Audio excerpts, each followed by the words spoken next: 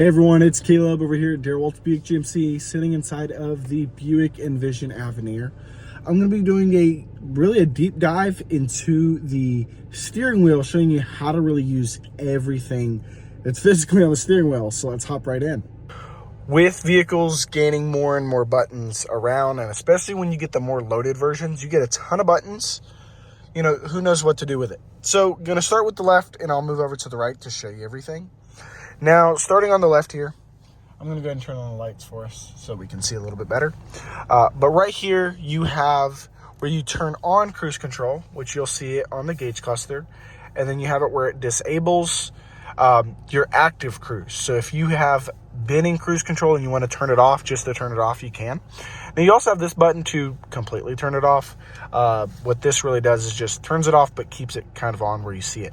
Now, you also will be able to set your speed as I turn on Google, which I'll show you that button in just a second. But you can set your speed. Now, once again, you will have to be above a certain speed. I think it's 37 miles an hour, if I'm not mistaken. But you'll click res once it's on, and then, or really set, and then you can go up or down when it comes from there. Now we turn that off. Once again, this button will disable it.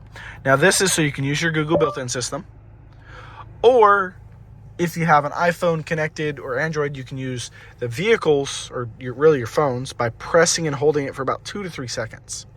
Now, another feature you have is your gap adjust, which you'll see right here. And because of this gauge cluster I have it selected on, you can see it there as well. Now you click it, you have 3 different car links. And I like that it actually shows a Buick Envision right there, which is cool. So you just click in it. You have 3 car links, 2, and then 1.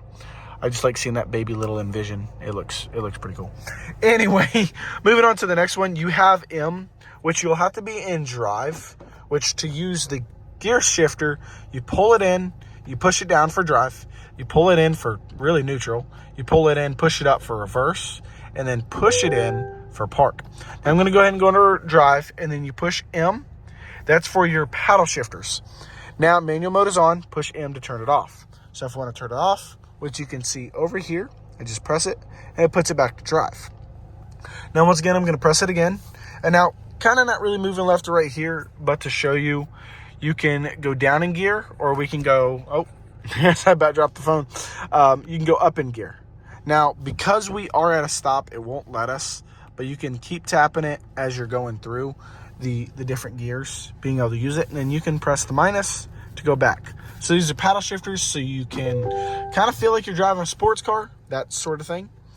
Now on the back, and I'm going to hop out just to show you what it looks like. So on the back here, you have a couple extra buttons. Let's see if I can focus in here a bit. Well, it's still hard to see. But right back here, you do have these 2 buttons here. These will go through your different radio stations. And that's also your preset favorites as well. So that'll filter you through those. Now to move over to the right side of the steering wheel, we have our heated steering wheel, which is always nice to have. Of course, horns right here. Then you can choose through your different music stations, or not station, but sources more or less. So now that you've turned on that, you'll push this arrow to filter through. So you can filter through all the different audio sources that your vehicle has to offer, and then you click in here to check mark it. Now you have phone, which you can make phone calls. You can hang up phone calls from there, which also is it doubles as a mute button, which is cool. Now, this just allows you to select through things. But then I click this one, and this changes your gauge clusters. So you have a couple different gauge clusters you can choose through. This is really one of my favorites. And then moving through, you've got 3 different options. Once you connect your phone, it'll give you that 4th.